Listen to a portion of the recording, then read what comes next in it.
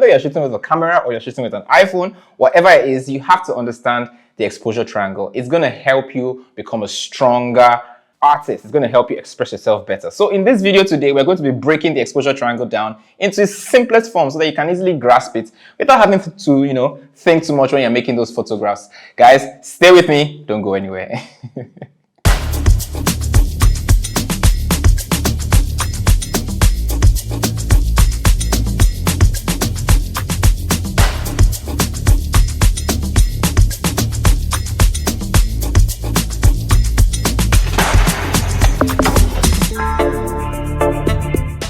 So in the simplest way, the exposure triangle is this very sweet and beautiful balance between the ISO, aperture, and shutter speed. I spoke about these three things earlier in the earlier videos, which you can check the description below to see full videos about that. But I'll still touch on them again, and I'll start with the ISO. ISO stands for International Standardization of Organization.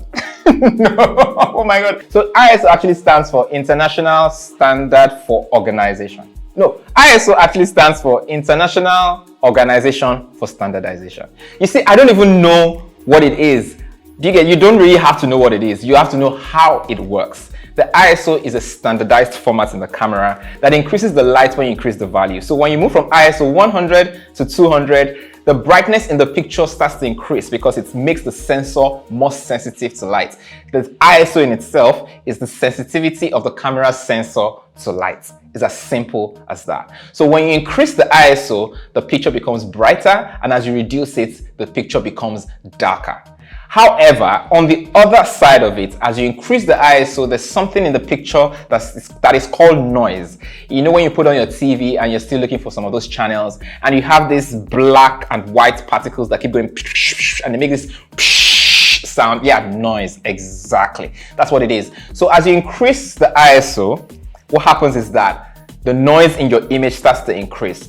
Think about it. Some of you, if you've taken your iPhone or your whatever phone camera you have and you try to take pictures in the night, you'd notice that there's this noise, basically, that it's like grains in the picture that starts to form. It kind of gives this illusion of low quality. But at the end of the day, noise is not said to be bad. It's just that it's not as clear as you may want it to be. So if as you continue to increase the ISO, the noise starts to increase.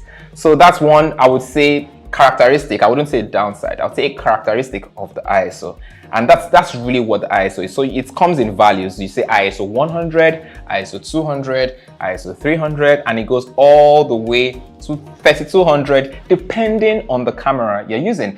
Some cameras get up to 6400, some even go higher than that, but really it depends on the technology involved. Some cameras can handle the ISOs better. For example, there's some cameras that when you get to ISO 800, you start to see a huge amount of noise, and meanwhile some cameras, when you get to ISO 800 or even 1600, you'll see almost no noise.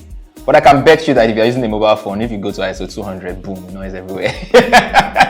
Anyways, that's what the ISO is all about. And yeah, so this ISO actually, in a sense, affects light, right? That's the very interesting part to it. That's what I want you to take note of. Just keep that somewhere. I'll come back to that. As you increase the ISO, the brightness in the picture increases. And as you reduce the ISO, the brightness in the picture reduces. Actually, I made a whole video about the ISO. Check the link in the description if you want to get a full video of that. Okay, so the next thing I'm going to be talking about is the shutter speed. Now, in every camera, there's something called a shutter. It actually blocks the sensor. It's like a door, like a gateway. And when you open it up, light comes into the image. But it doesn't stay open forever. It stays open for an amount of time, a period of time. The time it takes for that shutter to open and close is what we call the shutter speed. That is the speed of the shutter, the speed of the opening of the shutter. So it's just like, think about it this way. If you're in a room and the room is really dark, and you've been in there for a while, probably you've even been sleeping, and this room is somewhere in the desert where the sun is shining really bright, but you've covered yourself up, and somebody just comes and opens the door, boom, just like that. The light is going to flood in, it's going to affect your eyes, and you're going to be like, oh my God, so much light, and they're like, please close the light. And if the person's like, no, I'm not going to close the light, it keeps affecting you. But if the person closes the lights really fast, you can really easily adjust back.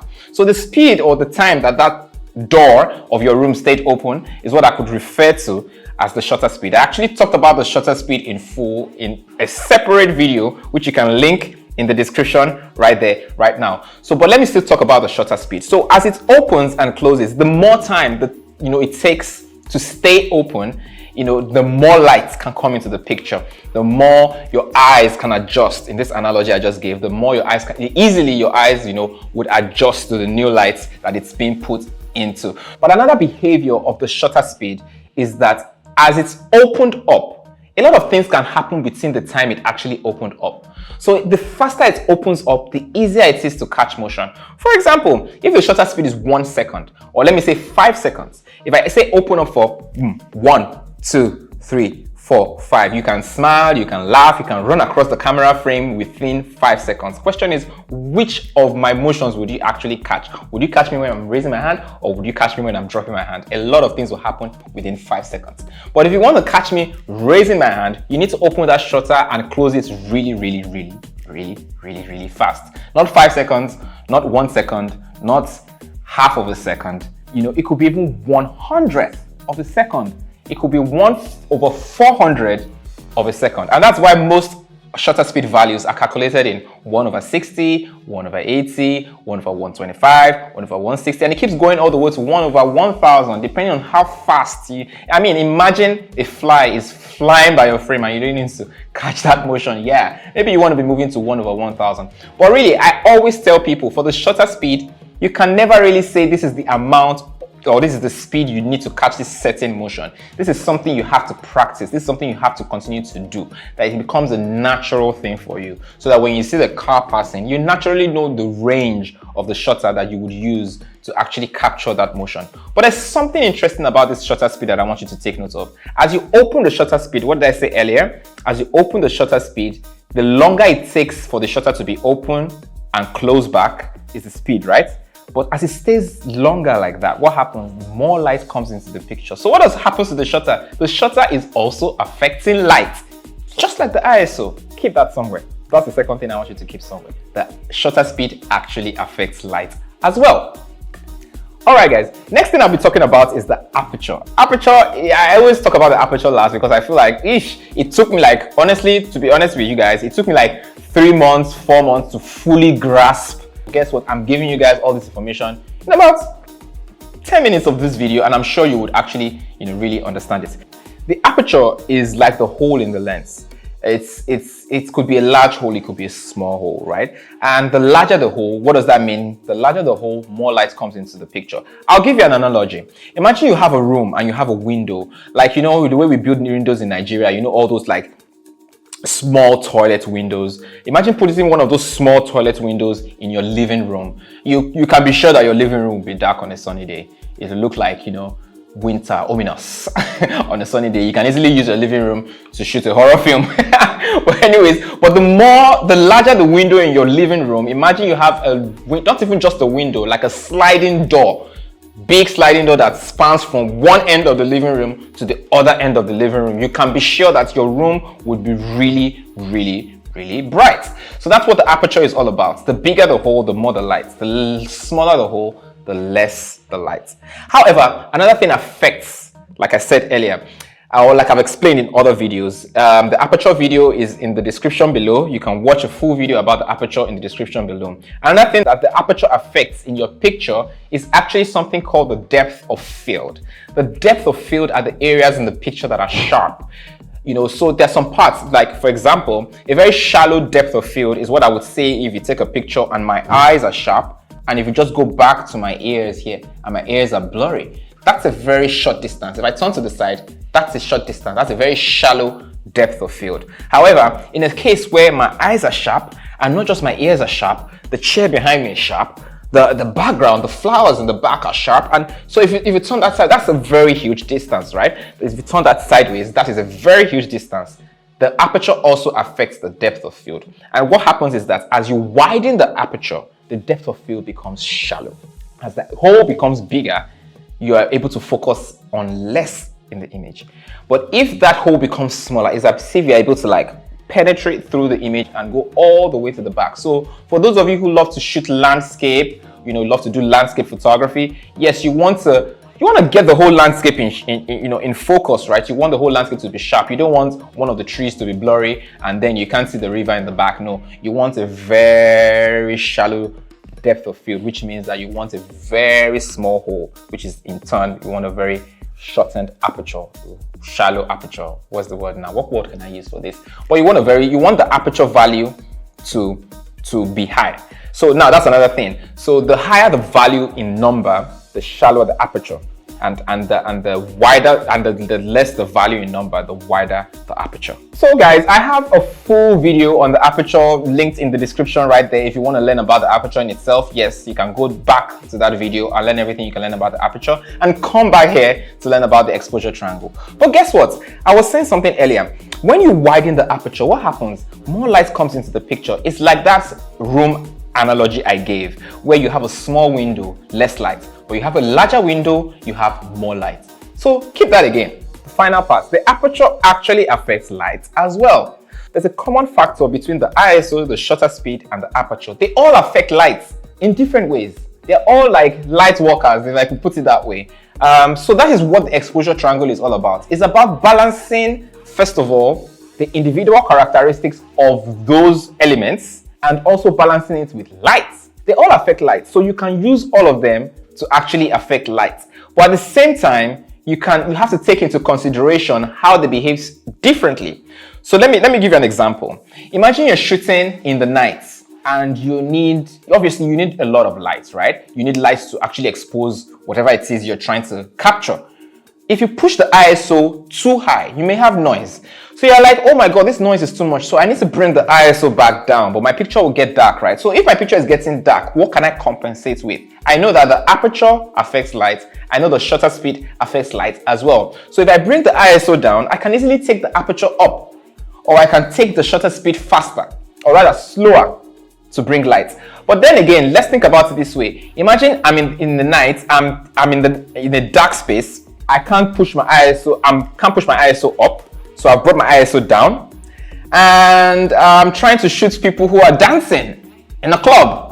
So that means I need to capture some of their motion, right? So I can't bring my shutter speed down too much because I may not be able to capture that motion because I need more light. So maybe I would then use my aperture to compensate for all that light I've lost by bringing the ISO down, by slowing down, or rather by speeding up the shutter speed, and then maybe I can use my aperture to compensate for that light. That is the dynamic between the exposure triangle, taking one for the other whilst putting into consideration each of their individual behaviors. ISO affecting noise, aperture affecting depth of field, and shutter speed affecting motion. So let's talk about one of the easiest practical ways to look at this. We're talking about, say you want to take a portrait, maybe outside on a sunny day, right? Maybe a wedding photo, for example, and you want to take a picture of the subject, maybe the bride and the groom, and you want to blur out the whole background, right? So definitely, if you want to blur out the background, what you're trying to do is to shorten, right, the depth of field.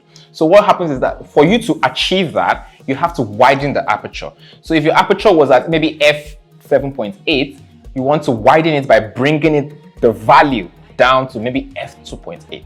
But once you bring it to f2.8, yes, the background will go blurry. But what happens? The picture will get really brighter. So it may even be so bright it's starting to turn to white. What do you do in this situation? You start to find a way to compensate using the other two elements in this triangle, because it's a triangle of, like, it's a cord of three friends. They work hand in hand. So in that situation, what you will do is that you either bring the ISO down. For example, let's assume you've even brought the ISO down to like ISO 100 and it's still too bright. What happens? You can still call on the last brother in this set, which is the shutter speed, and increase the speed so that you can still cut out a lot of light. And in that case, you can even still capture motion, because what if the bride is jumping or the groom is trying to, carry his own bride and all of that kind of stuff. So you're basically balancing the elements to get that sweet point where you have everything you want in one picture. Now, this is the best way to look at it. This is the best way to apply it. There are two decisions you have to make, and take note of this. As a photographer, as a creative, there are two decisions you have to make. One is the creative decision and one is a technical decision. As a creative, the first thing you want to make is your creative decision. Your creative decision informs your technical decision. What do I want to achieve? What story am I trying to tell? Do I want to talk about the people in the background, or do I want to blur them out? Do I want to capture the motion, or I want that motion to be a little bit blurry? Let me give you another example in this case. Imagine a moving car. You're on the streets and you want to take pictures of a moving car. Do you want the car to be blurry? You want to have a that's the only English word I can use for that. You want like the car to have like a blurry line as it's passing, or you want to capture the car, boom, just like that. Imagine you want to capture the car in all its elements really sharp like that. You definitely want a fast shutter speed. But in that case, you have to compensate for that, because as we said before, as the speed is getting faster, what's happening to the picture? It's getting darker. So as it's getting darker, we want to compensate either with the ISO or with the aperture. So that's just an interesting dynamic between, these three elements. It's more about what you're trying to capture. When you start to understand the triangle, it's not about trying to follow the triangle. No, it's about following your own vision. When you have your own vision, then you can decide how you want, the elements to help you achieve that vision. So when you understand the aperture, you understand the shutter speed, and you understand the ISO, how they affect light and how they also affect the image, you can make those specific technical decisions that will help express your vision. In summary, the exposure triangle is this dynamic spot, this dynamic balance between the ISO, the shutter speed, and the aperture to actually properly express that vision that you have. Your creative decision is going to inform how you use these elements. The ISO, affects noise, the aperture affects the depth of field, and the shutter speed affects motion. But all together, they affect light. So when you're trying to, light up for your image, you can use any of these elements, and also considering their own individual characteristics. That's what the exposure triangle is in simple terms, in practical terms. In a more academic sense, I'm not going to talk about that. But in a more practical sense, that is how it works. So you can apply that, take out your camera today, try and take pictures, use these elements for different things. But first of all, make your creative decision before you make your technical decision. Okay guys, so that is the exposure triangle. If you've learned anything, please like the video. If there's anything you feel I've left out, let me know in the comments below. And if there's anything you want me to talk about, please also comments right there below. I've also posted videos about the ISO, the aperture, and the shutter speed separately. The links are in the description below. So you can go to these videos and learn in depth into the ISO, the aperture, and the shutter speed. So it brings it all together in this exposure triangle video. So guys, join me next week for another brand new episode where I share everything I know with you guys. Don't go anywhere. Or go, or come back. Bye.